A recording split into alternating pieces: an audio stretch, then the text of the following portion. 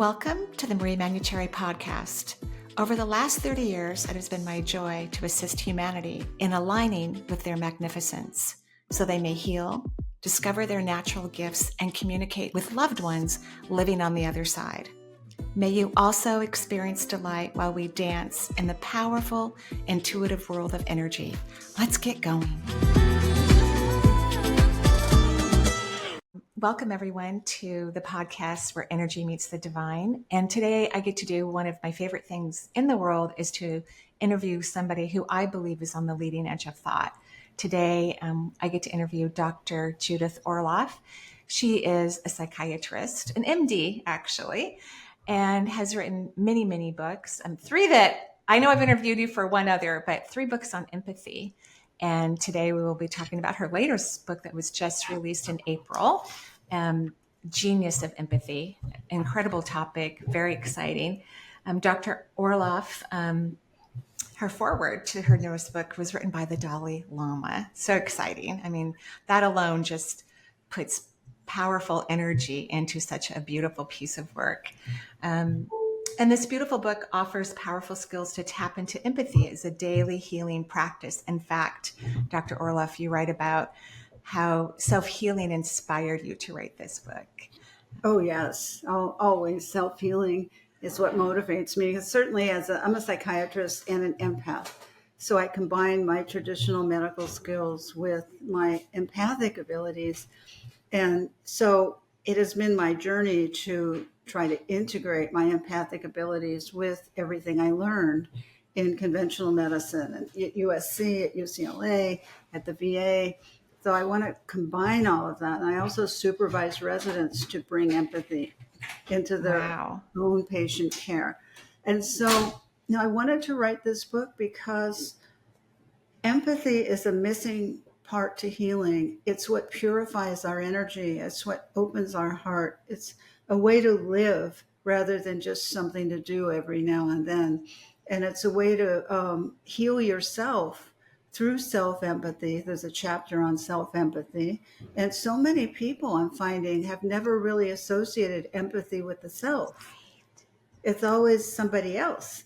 But you start with yourself, and that in itself is purifying, and setting that intention for you to bring empathy and intuition, into your being, creates a state of wellness and health and healing that it would be hard to get otherwise.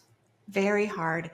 And I think you've written before, empathy is like the gateway into people's intuition too. So it makes so much sense that if you can be loving to yourself and empathetic to your own needs, that it's going to inspire your intuition to open up significantly.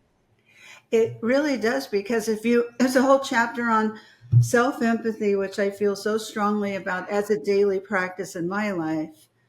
Just to be aware of when the negative voices come in and start beating you up, because that's true of most people. I think they have these negative voices, and nothing to be ashamed about, nothing to blame, it's just something to work with so you can divert their course and come back to your empathy and your heart. For instance, you can say, you did a really good job with that difficult person. They were impossible, but you were able to keep your center, as opposed to, what's wrong with you? By now you should be able to learn to deal with these people, and you're not developing fast enough, or whatever that voice would say.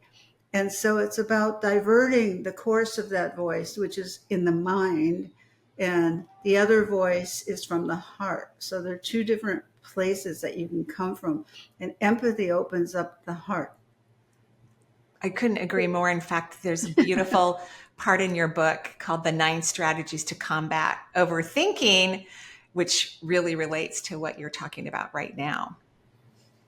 Oh, yes. You have to be aware of it, and you have to set your intention to want to shift out of overthinking, particularly in the middle of the night. It usually hits at 3 a.m., or you're trying to figure out something like a work problem or a relationship issue or a health issue. Which direction should you go? That thinking is good, but to divert that thinking isn't enough. It's not going to bring us, the true answers we need in any given situation. It's just not enough. It's something to consider, The analytic mind is something I really value, but overthinking happens. And the overthinking will turn off your intuition. It will make you second guess yourself. It will shift you out of your center into your head, which is not where you want to be. And a lot of people live in the disembodied heads walking around. They do, because no, I know how to read energy.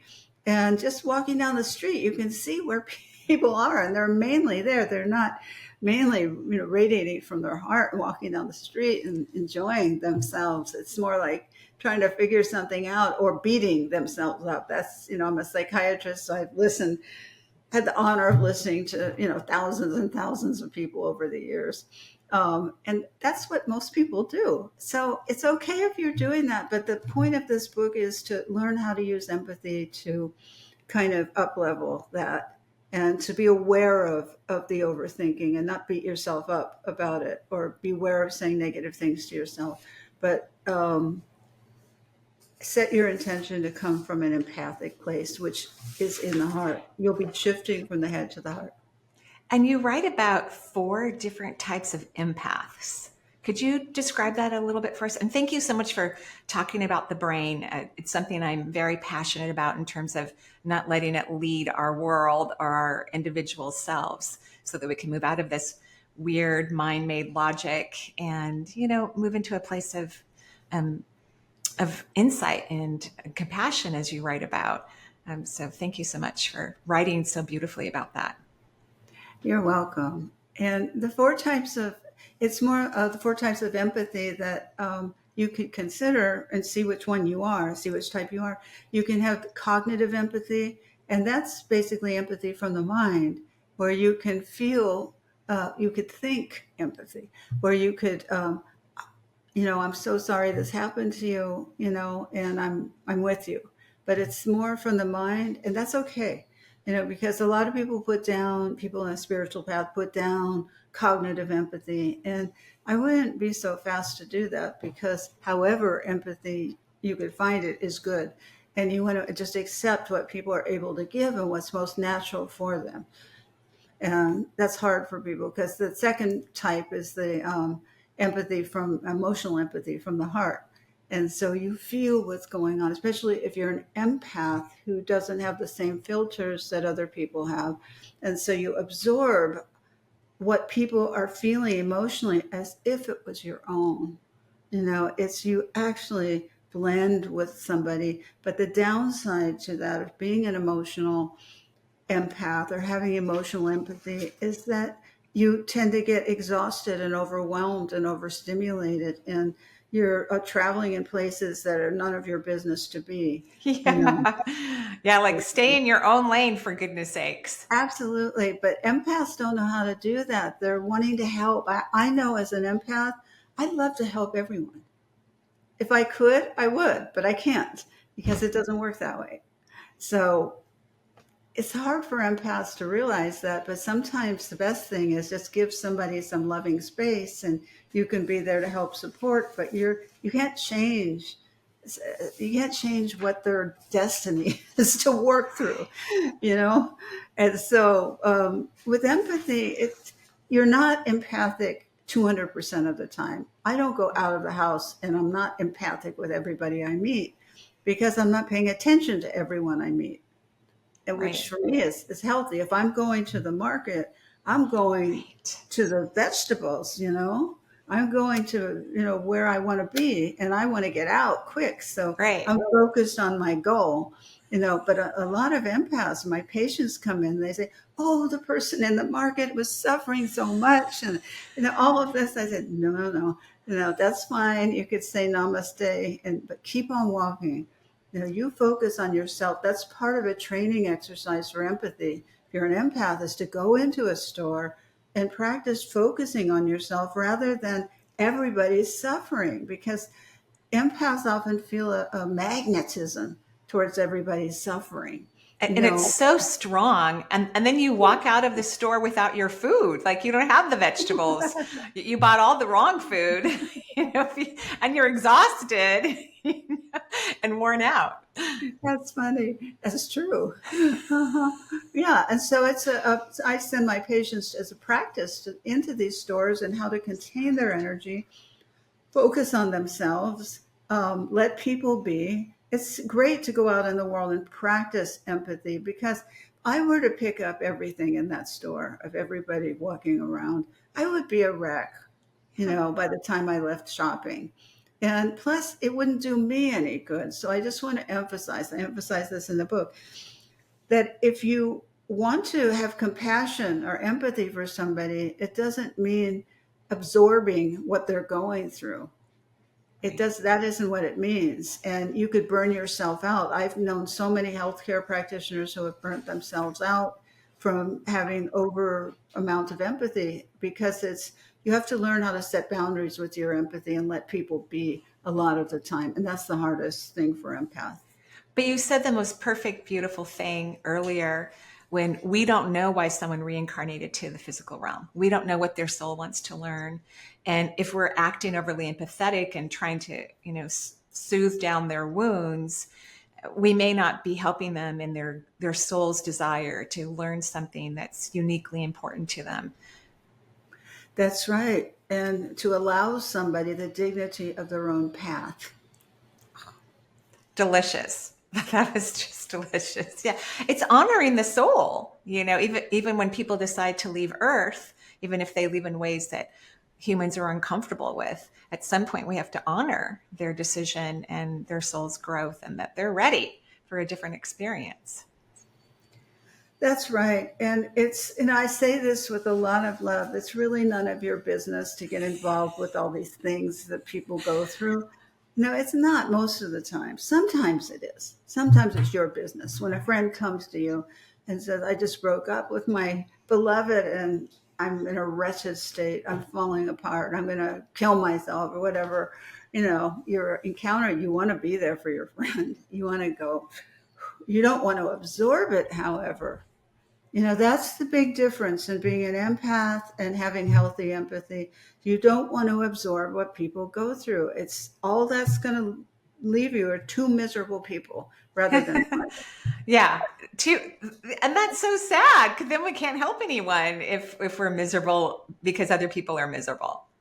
Exactly. And there's a chapter on empathic listening that I talk about in the book. And it's how to listen without taking on other people's emotions and how to give off a supportive heart energy so it gives people a boost, but it lets them do the work. So there's a skill set to learning empathic listening. And just as a warning, everybody, stick to one subject if you're doing this. Don't go on to the everything in the kitchen sink. That's what people do once they get started. They feel so supported, being listened to, but have an agreement with the other person. It's often good to have a request. Is now a good time? No, but can we meet later, to put in a request? And then stick what topic you're bringing, what topic would you like to share? And let's just stick to one topic. So you have that agreement. And then during the empathic listening, you could bring the person back if they start going on to 10 other things. So, what are some practical empathy techniques to heal your life and relationships? I know that's a really big question, but so a couple or one would be great. Yes, if you're having an argument with your spouse and you're about to say something that you will regret, and you know that, to be able to stop, pause inside yourself, have empathy, saying, I'm on the edge of a cliff, I don't want to jump over here. And take a pause, take the sacred pause, tell your spouse, even though you're dying to lash out or whatever you want to do, which isn't going to help anything. Just say, I've got to take a little break now. Can I come back in 5 minutes or 10 minutes when I get more centered? And that's empathy for yourself and it's empathy for them. So it's stopping a collision course of something bad and making it into, I'm going to approach this person I love from a more empowered place. I'm not just going to blurt things out. So that's self-empathy and empathy for the other person. Wow. Is that part of the techniques you have in the book for soothing the nervous system for the empath? It is. It is because empaths, and I can speak for myself, I do not do well around anger. If somebody is yelling, it's too loud for me, for one thing. It's not, I can't process it. I just shut off. And so I have a rule, around me to not have any dumping of rage around me because I can't handle it. That's just the rule in the house, in our house. And I mean, not that it comes up that much, but or with my friends, as they, occasionally do things that, like one was on a phone call and she was getting mad at this person, and I was sitting waiting to go out to dinner, so I was hearing all of her rage at the person. And I said to her afterwards, I can't take it. If you're gonna rage at somebody, please tell me and I'll just leave, and then we could meet somewhere. So that's the way I address it, with that kind of matter-of-fact tone. I don't make it into a big issue, but I do say something. And she learned. She never did it again. So I appreciate that. And that's you setting healthy boundaries, Yeah. with someone you love and loving yourself so deeply and powerfully. Yes, but this is empathy for the self, and it's learning how to speak to people you're maybe irritated with or angry with or don't like, um, and learning how to speak to them from a respectful, very short, short and firm kind of way. Just this is just how I feel about it, and I'd appreciate it if you could honor that, as opposed to, how do you think that makes me feel sitting there with you dumping anger on your friend and blah blah blah. And that's how I felt. I'm not going to bypass that, but that's not how I communicate it, because that wouldn't work. And I'm really interested in results. Really, I don't want to revisit this again. So well put, and I love the word genius in your title, because well, why don't you explain, the choices that you came up with, or the reasons why you came up with such a beautiful word in combination with another beautiful word, empathy. What was your Yeah, inspiration? thank you. Thank you for noticing that. It's a divinely inspired word. And it came through when I had a title for this book. As I was writing the book, the title was Radical Empathy. And I always thought it was going to be Radical Empathy. And then my publishers at the end, said, there are a lot of books out there, radical this, radical that. Let's consider another title. Right at the last moment, I've written the book. The energy of the book is already there. And so I said, okay, because the way I get ideas is I just open up and I hope and pray something comes to me, in terms of the other realm. Is I get these voices, they're whispering and they send information. And so nothing was coming. And I was going to press the button, just tell them it's got to be this title. And then suddenly the little whisper came, the genius of empathy. I go, the genius of empathy. I go, that's a possibility, and I sat with it, and then I ran it by them. What do you think about this? Oh, we love, and so we all had this love for these two words that don't usually go together. Right. I love it. I love Sounds True. They're my publisher as well. They're very kind and give people the space they need to allow that intuitive process to come through. But yes, I love your connection to the divine. It's a beautiful, beautiful topic. So, how can someone show empathy and still keep healthy boundaries? I know we've already talked about that to some degree, but perhaps you could give another example, because that is what the empath is always looking for, because the empath is always over compromising. Mm-hmm. Or people pleasing. Yes. Or being a martyr. There's a chapter in the book on codependent giving versus healthy giving. And as an intuitive, as an empath, you need to know that. Otherwise, energies will overwhelm you. There's a lot of energies in the world. And so you need to set boundaries with the energies, whether they're dark energies, light energies, whatever they are. You need to learn how to contain your own energy, stay centered, and allow the world to be, and not overgive. So part of what you can do is practice setting boundaries with easy people. You don't go to your mother first. Everybody wants to go to their mothers. It's just unbelievable. It's the mother is the hardest one usually, or the father. But the mother is the one they always want to go to. "Well, I'm going to practice with my narcissistic mother." And I go, no, don't do that. Because you want to gain some success in the beginning. You want to feel, all right, I set this limit. And how do you set a limit? Just simple no is a complete sentence. Just to say, no, I'm sorry, I can't go out tonight because I'm tired. I'm so sorry. I know you're disappointed. And I don't usually do this, but I need to take care of myself tonight. And so, I think that's brilliant. Go to the people you feel comfortable with, that you already have a great dialogue with, and practice, because they're going to be supportive and give you good accolades. Like, of course, yes, of course. Before you head to the people that you really need to set boundaries with. That's brilliant.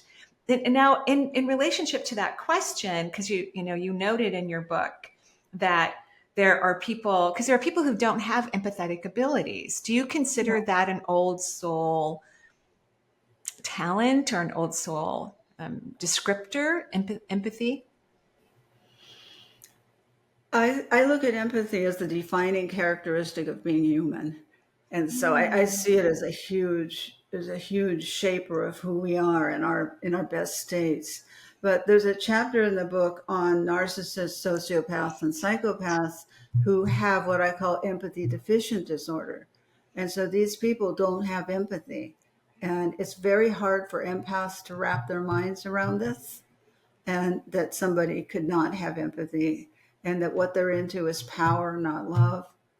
They're into power. They want power over you, and they'll manipulate you and love bomb you and all kinds of things, to get Lie. lie, self-absorbed, disappear. Where are they? Why did we connected so much yesterday. Why can't I get them on the phone? Kind of thing. Get little crumbs of love, but that's all. It's they use the intermittent reinforcement on slot machines. They have that same psychological technique of intermittent reinforcement, where they get you with their positive qualities, because they do have a lot. They're often very intelligent, very funny, and fun. It could be fun. They're just not good romantic partners or business partners. They don't care about you, really. So that's a problem.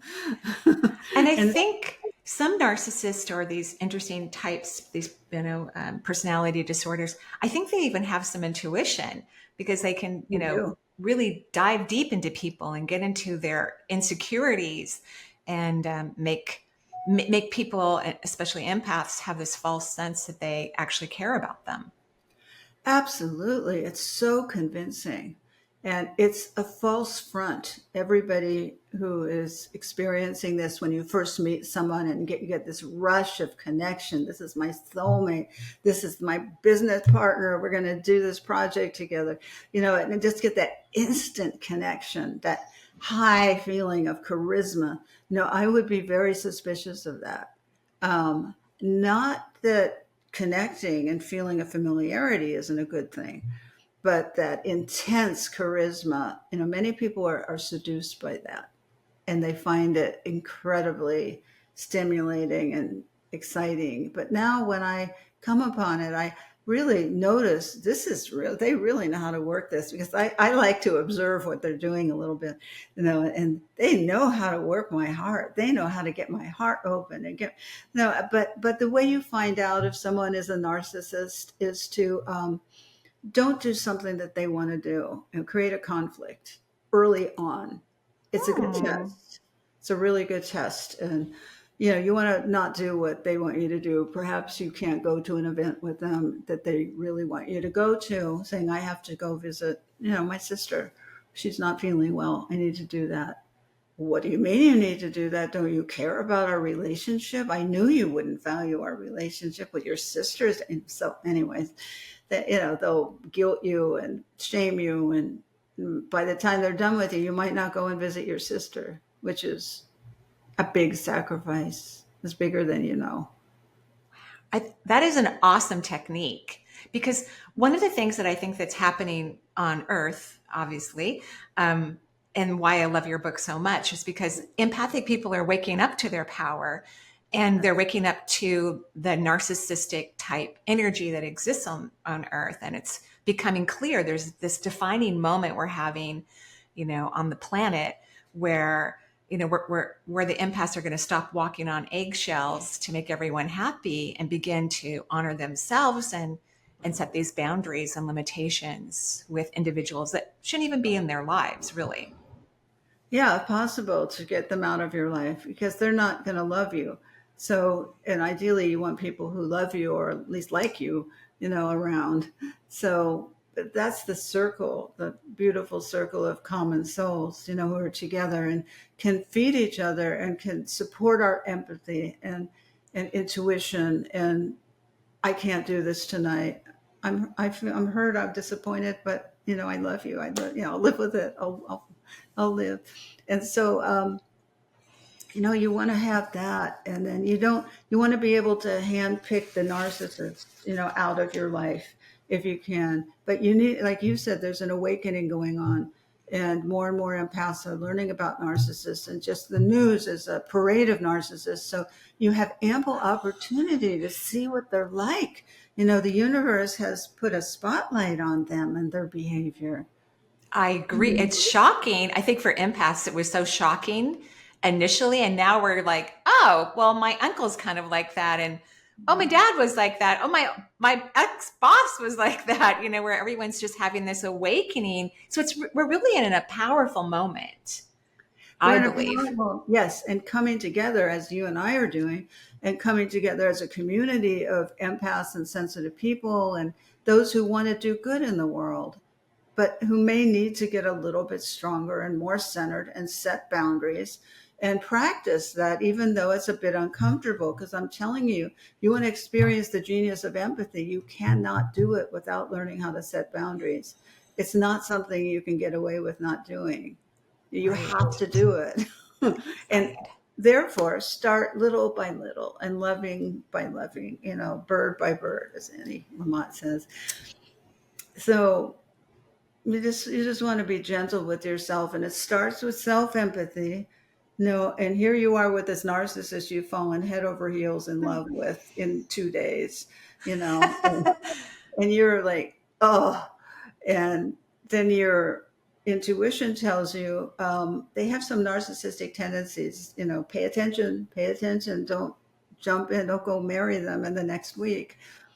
Because that's what happens. They sweep you off your feet. I did that. I married someone within 3 months. It was You did? Yeah. Luckily, it's been 20 some years, since that relationship ended. But yeah, it took me a long time to see it, but it was a beautiful lesson.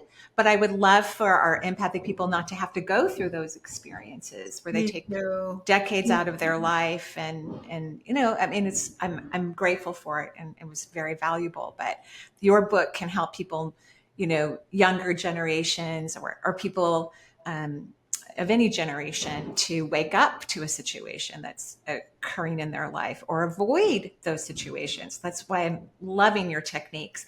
Now, what I found interesting also is that some people have blocks to empathy. So which I find interesting, because when you're empathic, it's just hard to imagine, because we're learning to set boundaries and not be so reactive or people pleasing, as you eloquently spoke. So could you describe a little bit more about that? Yeah, well, I'll just tell you a little bit about my childhood. Was that I was raised by 2 physicians, and I have 25 physicians in my family. And I was a little girl who would have intuitions. I was an empath. I couldn't go into shopping malls or crowded places because I would get overwhelmed and exhausted or sick or depressed or something. And so I was told by my mother never to mention another one of my dreams or my intuitions again, or my senses of empathy. And so I grew up believing there was something wrong with me and that somehow I had to change. She would say, dear, you need to toughen up for this world. You need to toughen up. And I wasn't tough. I mean, that isn't who I was then. I didn't know about boundaries. I didn't know about anything. And I didn't have any friends. I didn't have any support. So I got heavily involved with drugs in the 60s and wanted to squash my abilities and run from my empathy and just be like everybody else. I just wanted to go to parties. I just wanted to have fun with my friends and not feel all these things. So I ended up going over a cliff in a car up in Topanga Canyon. And though I didn't die, because again, of divine intervention, I'm sure, my parents forced me to go see a psychiatrist who began to help me incorporate my intuitions and my empathy into who I was. And he said, in order to be whole, you have to be able to integrate this into who you are. And that's part of what we're going to do. And then he sent me to Dr. Thelma Moss at UCLA, who was a parapsychologist who invited me to come work in her lab. And so I began to get, more support for my abilities. But that was age 16, that was age 16, 17. And that all started early on. Well, smart parents, they realized what they couldn't help you. They didn't know how No, to. nothing they could do could help me. Right. And they sent you to people that they knew could. That's true. That is Right. very, very true. And it helped me enormously. And in fact, I knew the man my entire life until he passed over. I had a great dream about him when I had a dream. His name was Jim. And, I looked at Jim in the dream and I said, "Are you dead?" And he said, "I don't really look at it that way." That's adorable. That's really precious. Yeah. So I think what you're trying to, how I'm interpreting this is that people will block this highly sensitive aspect of themselves, Yes. which they're going to block their gifts and their intuition, their awareness, their consciousness, their yellow brick road to life, which is a highly empathic, intuitive connection, that Right. that is a human right, as you so well said. Well, that makes me sad, actually. When people do that, that makes me very sad. Yeah. Yeah, well, a lot of people do it because they've had parents who don't support them. If you're listening and you've had narcissistic parents, or neglectful parents or alcoholic parents, or people who didn't support you, who didn't say, "Honey, tell me about this. What are you feeling? Tell me your dreams. Let's sit around the breakfast table and talk about dreams." But you didn't have that. Most people didn't. And they were told they're overly sensitive. They were shamed about their abilities, especially men, who have a very hard time coming back from that and being bullied. And girls get bullied because of their sensitivities. And so many people grow up wanting to just block it out. And so then they get depressed or they get anxious and they're wondering what happens. And hopefully they come in my door and I could say, "Well, tell me about this," and take the empath test and, let's see what's going on. And so you get an understanding person is what I'm saying. Somebody who gets you in some respect, then you could begin to reclaim it again in a safe way. Wow. That's amazing. Again, it's part of this huge tipping point that we're in on Earth, recognizing the people who are not empathetic and the people who are, and helping those who are to unblock themselves so that they can have a full and wonderful life. So, Yeah. what has been your favorite part of your third book on empathy? What has been, and I love the book, by the way. I hope everybody runs out and gets Genius of Empathy by Dr. Orloff. But what's been your favorite part of this project that you completed and is now available everywhere? I think writing it and having those years, it takes me a while to write a book, having those years devoted to deepening empathy, my understanding of empathy on many levels. And I love going around talking about it, which I have been, and creating discussions about why do we do it? Why do we want to have empathy for even people we don't like? How does empathy help us? Why is empathy essential in the development and creation of a healthy world? What don't I like about empathy? How was I hurt? Where did I block off? So I love the discussions, and people are so into it, where they bring their children sometimes. And they're just very into it. And I don't need you or anyone to believe it's important to have empathy. But if you have an open mind, um, empathy has to be something you're at least curious about, or intuition. You have to be drawn to it. It's not something I could harangue you into doing. Right. Yeah. It's It's an expansion of the heart chakra. It's an energetic aspect, and the more empathic we become, then we'll have less wars on the planet too. Oh Which yes, it has so many repercussions, and there's back to the biological. There's something called the Mother Teresa effect, where um, scientists have found that if you actually watch an empathic act on the street or wherever you are, you see somebody being kind to somebody else. If I were to draw your blood, then your immunity would go up, and wow. everything would improve in your blood test. And so one simple act of watching it can have an effect on the observer. I mean, that's mind blowing to me. If you can really get what that means, is that an act of kindness can make you more healthy, just simply watching it. So there's something inherently healing about this exploration of empathy I'm inviting you on. Uh, that is amazing because, the immune system on earth for some people has been very challenging, and which has led us to holistic medicine and a whole bunch of other lovely things, but it's been really challenging. And as you were speaking, I was just thinking a year ago when I was in line to go through a coffee shop, and someone had paid for my drink and a few other people, and how I got so excited and paid for some other people. And it just, like you just said, it was this beautiful ball of light running through our cars and our bodies and making us feel good and loving complete strangers. That in itself is incredible, just knowing that we can heal ourselves through having balanced, healthy empathy in our lives. Yes, and this energy of empathy opens your heart, and the heart is the healing energy. And so, one thing I recommend as a practice is meditation. Maybe at the end of the day to sit. I have an altar, and I have candles, and I have fruit and flowers, and I open the window so there's a breeze coming in. And I sit there at night when the day is done, and I sit there with my candles, and I focus on coming back to my heart. Wow. And if I'm straying from it, and I just sit there kind of honoring as the best I can the holy forces in the universe and within me. It's important to me as an empath to be able to connect to that realm, and I know you do, very beautifully, that there is something more than this physical reality, and empathy as a spiritual vehicle can get you there too. So incredibly true. Well, you are an absolute gem, Dr. Orloff. You truly are. We're so lucky to have you on Earth and to witness your evolution of consciousness as you're helping us to continue to evolve.